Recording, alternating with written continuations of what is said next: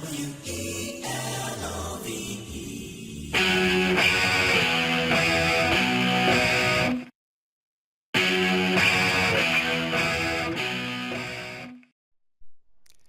ba, tutorial honetan proportzionaltasuna aztertuko dugu. Bai, nahiko gai logikoa denez, ez da oso abstraktua, espero dut ezaizuela zailegia suertatuko. Ordan, guazen poliki-poliki. Proportzionaltasun erlazioak esaten dugunean, beti magnitude desberdinen artean ematen dira, bai, erlazio proportzionaltasunarenak. Eta izan daitezke, proportzionaltasun zuzenak ala alderantzizkoak. Orduan, guazen proportzionaltasun zuzenak lehenengo ikustera, eta gero ikusiko ditugu alderantzizko proportzionaltasunak, bale? Orduan, hau adibidetxo batekin ikusiko dugu. Orduan, bi magnitude erlazionatuko ditugu alde batetik, margo kopuru bat, eta margo kopuru horrek duen presioa. Orduan, demagun, ematen diguten datua dela, bi margok euro bat balio dutela, bai? Orduan, galdetuko baligute, lau margok zenbat balio duten? Erreza da, ez? Lau da, hasieran bi margo genituen, orain lau. Lau da biren bikoitza, bider bi egin dugu. Margo kopurua, bider bi. Beraz, presio ere bider bi. Bat, bider bi, 2 euro. Bai? Beste bat ikusiko dugu. Demagun, bitik margo kopurua 6ra pasa dela, 6 margo ditugula. Iruko iztu dugu margo kopurua, ba, presio ere, bat, bider, 3 egin barko dugu. Iruko iztu 3 euro. Bai? Eta azkeneko bat, margo kopurua, bat, kasu honetan.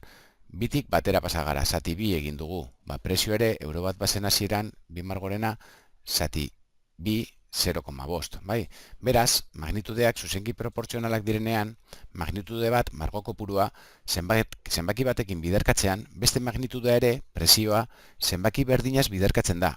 Eta noski, magnitude bat zatitzen badugu, bestea ere, zenbaki berdinaz zatitu beharko dugu. Bale, eta konturatu lazarete hor eskerreko laukitxoan, hemen egin dugun laukitxoan, zatiki baliokideak daudela? Bira, guazen ikustera. Hemen, margo kopuruaren zutabean, bi zati lau, egite badugu bi kopuru hauen arteko zatik eta bi zati lau, eta dagokion bikotearen zatikia hartzen badugu bat zati bi, baliokideak dira, ez? Bi zati lau, berdin bat zati bi, bai? Bat zati bi da, hain zuzen, bi zati lau simplifikatuta, beraz, balio berdina daukate. Eta beste bikote bat hartzen badugu, berdina gertatzen da. Lau zati zei ere hartzen badugu, dagokion presio zutabean, bi zati hiru ere baliokideak dira, bai? Hau, proportzio hauek, bi zutabetan, bi magnitudeetan ematen dena, oso erabilgarri izango zaigu buruketak askatzeko orduan, baina aurrerago ikusiko dugu. Orduan, jarraian ikusiko ditugu alderantzizko proportzionaltasunak, bai? Eta hori, adibidetxo batekin ikusiko dugu. Orduan, erlazionatuko dugu, pintore kopuru batek gure ikastola margotzeko behar duen egun kopuruarekin. Bai, orduan, pintoreak zenbat eta gehiago izan, bai, zenbat eta pintore gehiago etorri ikastola margotzera, egun gutxiago kostatuko zaie, bai. Orduan, pintoreak kopurua onditzen den enean, egun kopurua gutxitzen da. Erlazioak kasu honetan alderantzizkoak dira, bai, ikusten duzue? Lehengoarekin konparatuz, lehen bat igotzen zenean, beste handitzen zen, bai, edo bat txikitu eta bestea txikitu, horre dira zuzenak. Baina, kasu honetan, alderantzizko erlazio bat gertatzen da, bai. Orduan, demagun, lau pintoreren artean, 15 egun behar dutela ikastola margotzeko. Bai, hori jakinda, esaten badigute bi pintorek, hau da, pintoren erdiak zenbat egun beharko dituzten, pintoreak egin dugu lautik bira, zati bi. Orduan, egun kopuruak, orain, bider bi egin beharko litzateke 15 egun genituen, eta 30 pasatzen gara, bai. Pintore erdiarekin, egun gehiago, egun bikoitza beharko dituzte, bai. Beste adibidetxo bat demagun, pintore bakarra datorrela ikastola margotzea. Beraz, lau beharrean, bat zati lau egin dugu, orduan egun kopurua, bider lau, 15, bider lau, 60. Bai? Eta azkenengo bat, pintoreak lautik 8ra pasa gara, bai? Bider bi egin dugu, beraz egun kopuruak 15etik zati bi, 7,5. Orduan, magnitudeak alderantziz proportzionalak direnean, magnitude bat, pintore kopurua, zenbaki batekin biderkatzean, beste magnitudea, egun kopurua, zenbaki berdinaz zatitzen da. Eta noski, magnitude bat zatitzen badugu, bestea zenbaki berdinaz biderkatu beharko dugu. Eta hemen ere, konturatzen bazarete, badaude zatiki baliokideak. Baina, zatiki baliokide hauei bati buelta eman beharko diogu. Bai, kasu honetan, lau zati bi berdinduko dugu, baina magnitude bati, honi dagokion bikoteko magnitudean, buelta eman da zatikiari. Esan nahi duana da, lau zati bi berdinduko dugula, 30 zati 15ekin justo, zatikia hau buelta eman da alderantzizko proportzionaltasuna daukagulako. Eta beste bikote bat hartuz gero ere, bi zati bat barkatu, berdindu dezakegu honen alderantzizkoarekin, bai? Bi zati bat berdindu dezakegu 60 zati 30ekin, bai? Orduan, alderantzizko proportzionaltasuna daukagunean, magnitude bati ematen diogu buelta, bai? Eta hau ere, askatzeko problemak oso baliogarri izango zaigu. Orduan, ja, ikusi ditugula, zeintzu diren proportzionaltasun erlazioak, argi alduzu. Bueno, ikusiko dugu aberegia den. Jarraian, agertzen diren bost egoeretan, erlazionatzen diren magnitudeak aztertu beharko dituzu. Eta euren artean duten erlazioa zein den esan. Hau da, zuzenkin proportzionalak diren, alderantziz proportzionalak, ala ez duten proportzionaltasun erlaziorik. Goazen lehenengoarekin. Sandia baten pisua eta presioa. Sandia batek zenbat eta pisu gehiago, presioa, izango da garestiago edo merkeago. Garestiago, bai, handitu, bai. Orduan, bat handitu, beste handitu, zuzenki proportzionalak. Goazen beste batekin. Kotxe baten abiadura eta bidai konkretu bat egiteko behar duen denbora. Kotxe baten abiadura eta bidai konkretu bat. Adibidez, hemendik Bilbora, Gasteiztik Bilbora. Bale, kotxe baten abiadura zenbat eta handiago izan, lehenago helduko da Bilbora edo beranduago. Kostatuko zaio, denbora gutxiago, bai, abiadura zenbat eta handiago izan, denbora gutxiago. Gehiago, gutxiago. Alderantziz proportzionalak. Hirugarren bat, pertsona baten pisua eta zapata zenbakia. Pertsona baten pisua zenbat eta gizenago, zapata,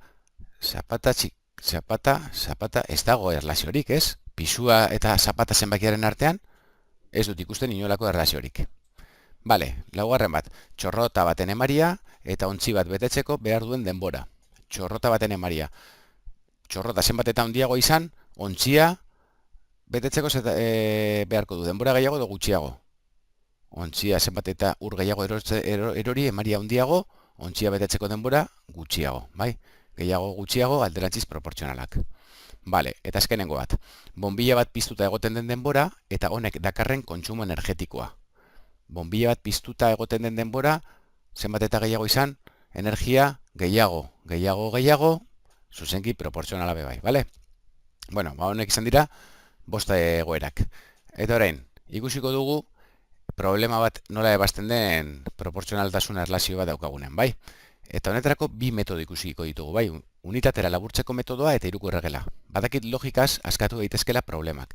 Baina metodo bat erabiltzeak beti ziurtasun handiago ematen digu problemaren emaitzan, bai?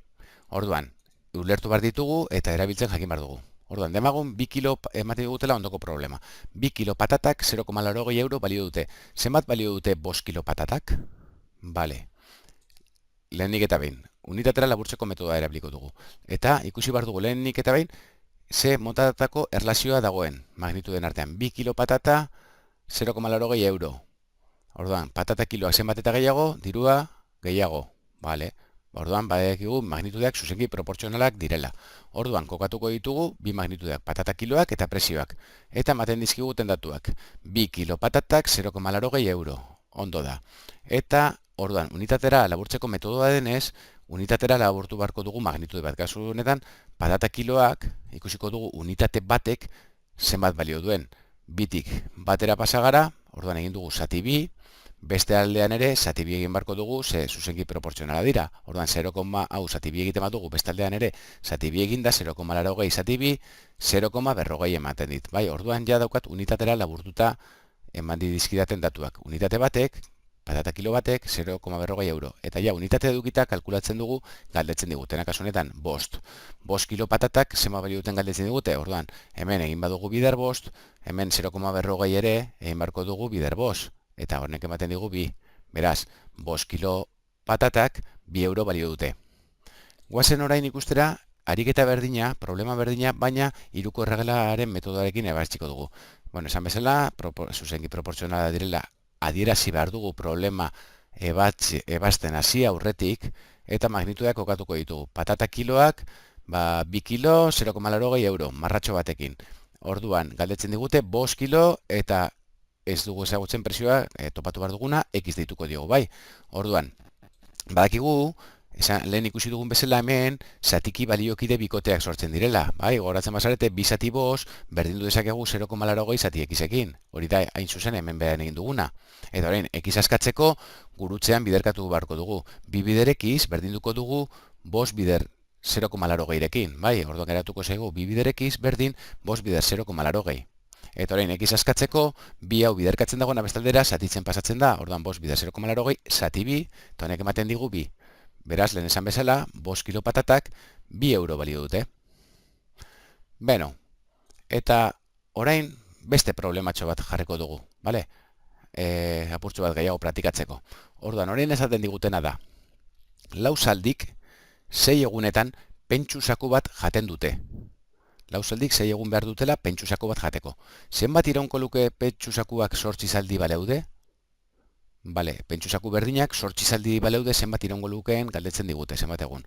Orduan, unitatera laburtzeko metodoa hasiko gara. Lehenengo, nolakoa da erlazioen magnituden artean. Zenbat eta zaldi gehiago, pentsu sakuak ze iraungo du, gutxiago edo gehiago. Zenbat eta zaldi gehiagoren artean jan pentsu saku hori gutxiago iraungo du. Beraz, alderantziz proportzionalak. Orduan, zaldiko purua kokatuko dugu, ematen diguten datua, lau zaldik, 6 egun behar dituztela. Orduan, unitatera laburtzeko metodoa denez, zaldi batek, zati lau egin behar dugu, zaldi bate edukitzeko magnitudo honetan, eta alderantzizko proporzionaltasuna daukagunez, hemen zati lau egiten badugu, beste magnitudea bider lau egin beharko dugu. Orduan, 6 bider lau, hogeta lau. Ja, badaukagu unitatera laburtuta, bai, zaldi batek, hogeta lau egun behar ditula. Orduan, galdetzen digutena da, 8 zaldik zenbat behar duten. Orduan, egiten dugu hemen bider 8 zaldiko purua egunak, segin beharko dugu zati 8, beraz, hogeta lau zati 8, 3. Bai, orduan badaukago emaitza, bai, 8 zaldik, 3 egunetarako pentsua izango dute, edo 3 egun behar dute pentsu saku hori jateko. Bueno, eriketa berdina, baina orain egingo dugu, hiruko erregela metodoa erabiliz. Esan dugun bezala, alderantziz proportzionala dira magnitudeak, eta jarriko ditugu, hiruko erregela denez, emate dizkiguten datuak, lau zaldi, marratxoa, 6 eguneko zutabean, eta orain galdetzen digutena da 8, eta ez ezaguna egun kopurua X, bai? Lehen bezala, esan bezala, zatiki baliokideak ditugu hemen, baina alderantziz proportzionala denez, magnitude bati kasunetan egunei buelta emango diet. Orduan, lau zati 8 berdinduko dut, ez 6 zati egizekin, baizik eta alderantzizkoarekin, X zati 6rekin, bai? Eta orain, ekiz askatzeko, gurutzean biderkatu lau bider 6 eta berdindu 8 bider ekizekin, eta geratuko litzateke lau bider 6 berdin 8 bider ekiz, orain, ekiz askatzeko 8 hau beste aldera pasatu bar dut, lau bider 6 zati 8, honek ematen dit, 3. Bai? Beraz, lehen esan bezala, 8 zaldik, 3 egunetarako pentsua izango dute. Eta hau izan da guztia, orain badakizue, hemen ikusitakoa, klasean praktikan jarriko dugu.